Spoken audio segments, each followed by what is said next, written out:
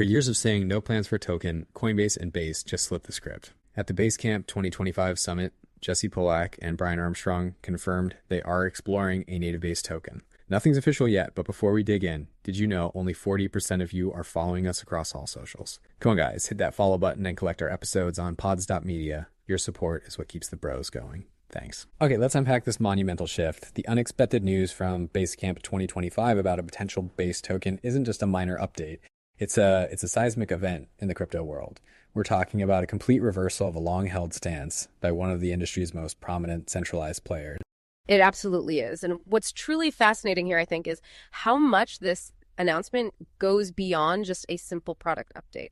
It signals a significant philosophical and strategic pivot for Coinbase and its Layer 2 solution, Base. For years, the narrative from them was crystal clear. No token, period. Now, moving from that outright denial to active exploration, well, it doesn't just reshape the competitive landscape for Ethereum Layer-2s, it also raises these really profound questions about, the evolution of decentralization itself, especially when a corporate giant gets involved like this. This isn't just big news, it feels like a critical moment for understanding how centralized entities and decentralized principles might interplay in crypto going forward. And to really hammer that point home, let's just reiterate the core news here. Base and Coinbase have officially confirmed they are exploring a native Base token. This is such a dramatic contrast to their very public stance for years, right? Where they consistently and pretty emphatically denied any plans for this kind of move. For context, this wasn't just some vague policy. We're talking about a commitment often repeated directly by leadership. So yeah, it's truly a remarkable pivot from a definitive no plans to a very public we're exploring. That's exactly right. And this significant announcement, it came straight from the top, delivered by Jesse Pollack, who created Base, and of course, Brian Armstrong, Coinbase's CEO, during the BaseCamp 2025 summit. Now, while it represents this monumental strategic shift, they were quite deliberate in emphasizing that it's still in early exploration. And that distinction is crucial, I think. It means we're not talking about a fully designed product ready to roll out tomorrow, like they stated. No design, governance model, or launch date yet. It's more like a declared intention, a strategic direction, rather than a concrete, imminent plan. This careful wording gives them flexibility, sure, but the commitment to explore is now undeniably out there, publicly. Yeah. And despite that early exploration disclaimer, the immediate consequence, well, it's exactly what you'd expect in crypto, isn't it? Rumors of a potential airdrop are just spreading like wildfire already. Everyone from seasoned traders to, new enthusiasts trying to figure out how to position themselves. But it's absolutely crucial to clarify. Nothing is confirmed on that front. Right. It's pure speculation at this stage, fueled obviously by what we've seen happen with other Layer 2 launches in the past. Okay, so this shift clearly didn't happen in a vacuum. There must be reasons. What are the underlying strategic forces or maybe market pressures that finally pushed Coinbase and Base to pivot on such a long-held policy now? This is where it gets really interesting. Yeah, you've hit the nail on the head there. The primary motivation, at least as articulated by Base and Coinbase leadership, is this clear move towards decentralization and community-driven growth. But let's maybe unpack what that really means for a company like Coinbase. For them, a token isn't just, a financial instrument. It's potentially a powerful mechanism, something designed to align interests and incentivize participation in a way that, frankly, traditional corporate structures just can't. So a native token would provide, as they put it, new incentives for developers and creators building on Base. Think of it maybe as a way to bootstrap an ecosystem where participants aren't just users, but actual stakeholders, people with a vested interest in the network's success through token ownership and potentially governance rights down the line. This can accelerate innovation, foster loyalty, maybe in a way that just paying developers or offering grants doesn't quite achieve. And if we connect that to the bigger picture, a token is explicitly seen as a critical tool to accelerate Base's decentralization,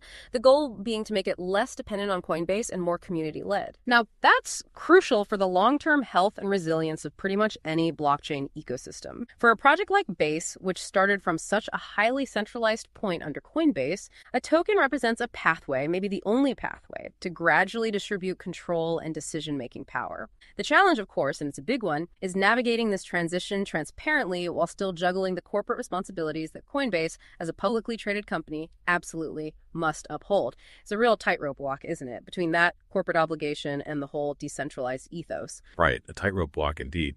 And it wasn't just about the token, was it? There was another major announcement that came out alongside this token talk, an open source bridge to Solana.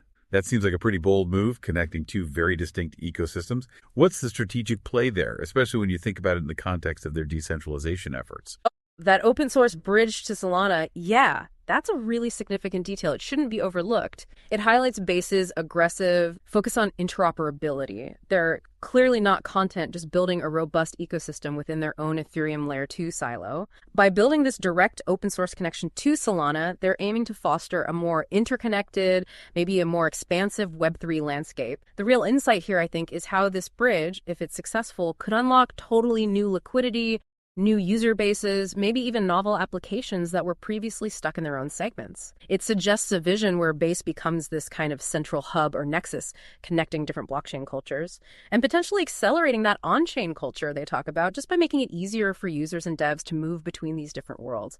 It's a pretty pragmatic move to broaden their reach and utility, wouldn't you say? Pragmatic. So, okay, we've dissected the motivations, the why now. What does this all mean for you, our listener, who's trying to follow this fast-moving crypto space? What's the potential impact, the relevance of all this for the broader crypto world? Well, first off, it's really vital to understand where Base stands right now. It's already the second largest Ethereum L2 by TVL, total value locked. For anyone less familiar, TVL basically represents the total value of all the crypto assets deposited within a DeFi protocol or a blockchain network. A high TVL like Base has signals significant user adoption, trust, and liquidity. So Base isn't some small project. It's a major contender already. And with that kind of foundational strength, a Base token, well, it could easily be one of the most valuable new assets in crypto if and when it launches. Its potential market cap could be enormous just based on the sheer scale and activity of its existing ecosystem. Enormous is probably the right word. And beyond just the market value, this move sets a massive precedent, doesn't it? It's like a real-world test case for how centralized giants like Coinbase handle token launches in a compliant, transparent way.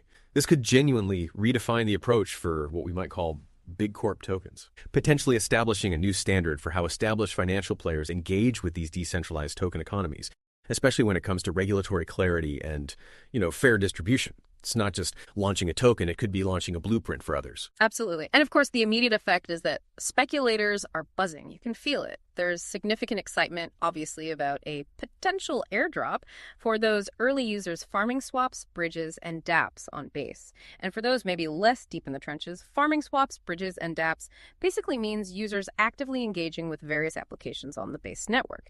So executing trades on decentralized exchanges like Aerodrome, moving assets between chains using their bridge, or interacting with different decentralized apps, all with the strategic goal of demonstrating active participation, hoping they'll qualify for some future token distribution. It's become this sophisticated, often speculative game with a pretty well-established playbook now, hasn't it? Drawing parallels to the strategies we saw with Linea, Arbitrum, or Optimism, where those early adopters got rewarded. It's almost like a ritual in the L2 space. It really is. So ultimately, this move could reshape the standard playbook for L2s and strengthen Base's position in the on-chain economy. It's not just about adding a token for the sake of it. It's about solidifying Base's role as a major player and potentially influencing how other Layer 2 solutions, especially those with significant corporate backing, approach their own growth and decentralization strategies going forward. It's a real statement about how this kind of hybrid model, corporate support mixed with decentralized ambition might actually evolve. And this isn't just some abstract technical or market shift. It feels like a statement. Behind such a monumental pivot, there are always key architects driving it, and a whole competitive field watching every single move. We've mentioned Jesse Pollack and Brian Armstrong, but let's maybe think about their roles a bit more closely in navigating this new path and how rivals might be reacting. Absolutely. I mean, Jesse Pollack, as Base's creator, he was the face of the no-token narrative for so long. So his public endorsement of this exploration is just critical for both internal and external confidence. And Brian Armstrong, as Coinbase CEO, obviously gives it the corporate weight and the strategic direction. Their leadership in driving this shift is absolutely pivotal, and you have to think their reputations are pretty closely tied to its success, especially in balancing those corporate interests with community expectations. The immediate response from the crypto community, it's been highly active, as you probably guess. Airdrop hunters are swarming. You see them everywhere online, meticulously detailing their activities. They're swapping on Aerodrome, bridging ETH, and farming dApps with real precision, hoping to qualify for whatever potential future distribution might come. They clearly see this as a potentially high-value opportunity just based on what happened with prior L2 token launches. Yeah, the hunters are definitely out in force. And it's not just the users and the project leaders involved, right? Competitors are undoubtedly watching this like hawks. Competitors like Linea, Arbitrum, and Optimism are watching closely. Each of these already has tokens live or in play. Arbitrum, for instance, known for its robust ecosystem and that pretty successful airdrop. Optimism has its whole superchain vision. Linea, backed by Consensus, is also gaining ground. Base's entry into this tokenized landscape could fundamentally reset the stakes, couldn't it, for the entire Layer 2 ecosystem, potentially forcing competitors to reevaluate their own strategies, maybe even accelerate their own decentralization roadmaps just to keep pace. But it's not all going to be smooth sailing, surely. What are the big hurdles ahead on this path towards a potential token launch, especially for a player like Coinbase with its size and public profile? The primary hurdle, I think, without a shadow of a doubt, is regulatory pressure. Coinbase, being a publicly traded company in the US, operates under incredibly intense scrutiny. They simply cannot risk a messy token launch. It's just not an option for them. This means compliance and transparency will be non-negotiable every step of the way. They'll need to navigate these really complex securities laws, potential classifications of the token itself, and ensure super robust KYC/MLO procedures, even for what aims to be a decentralized network. Every single step, from the token design to how it's distributed, is going to be scrutinized like crazy to make sure it meets existing and probably evolving regulatory standards. This isn't just a tech challenge or a community one. It's a massive legal and reputational minefield they have to cross. A minefield indeed.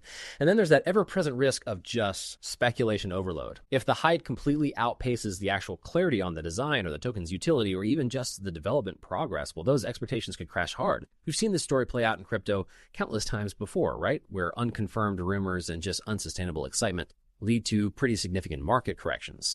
How on earth do you manage that level of fervent speculation without completely compromising the long-term vision? Exactly. Beyond the regulatory stuff and the market hype, there are significant technical challenges too, specifically involved in ensuring token economics actually align with decentralization goals rather than pure speculation. This isn't just about getting the math right. It's really about behavioral economics. How do you structure the incentives to reward genuine long-term network participation, security, and true community ownership, while simultaneously trying to mitigate that inevitable short-term speculative frenzy that just always seems to accompany a major new token launch? Designing a token that genuinely fosters community ownership and network utility rather than just being another speculative asset, that is a profoundly complex task. It requires these incredibly careful balancing acts between things like inflation, staking rewards, governance mechanisms.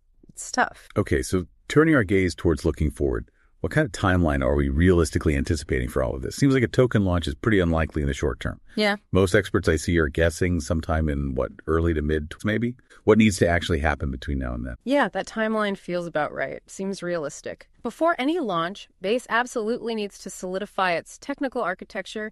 They need to iron out all those crucial details of the token's economic model we just talked about. And, of course, navigate that labyrinthine regulatory landscape. That takes time. And maybe the big question that needs a definitive answer is the token's fundamental design. Is it going to be a governance token, primarily giving holders voting rights over the protocol's future? Or will it be a utility token, mainly used for things like network fees, gas, specific services within the Base ecosystem? Or perhaps some kind of hybrid that blends both functions? Each approach has really distinct implications for how the network runs, how value gets distributed, and critically, how truly decentralized Base can actually become. A governance token pushes decision-making out to the community. A utility token might focus more on driving economic activity. That choice, it's going to be a defining moment for them. And we should probably also expect more of those interoperability moves, right? Similar to the Solana bridge we discussed earlier, Base is clearly trying to cement itself as the central hub of on-chain culture and apps. So building further connections across different chains seems key to that strategy, expanding their reach way beyond just the Ethereum ecosystem. So as we wrap up this deep dive, it's just abundantly clear that the announcement from BaseCamp 2025 marks a truly monumental shift. Coinbase, through Base, has gone from years of denying any token plans to actively exploring a native Base token.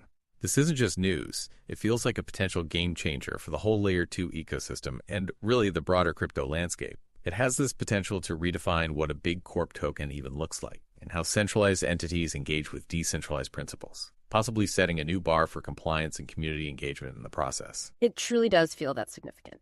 And this brings us, I think, to a final provocative thought for you, our listener, to maybe chew on. Given Coinbase's history as this regulated, publicly traded company and the current pretty intense regulatory environment, can they genuinely achieve compliant, community-driven decentralization with a new token? Really pull it off?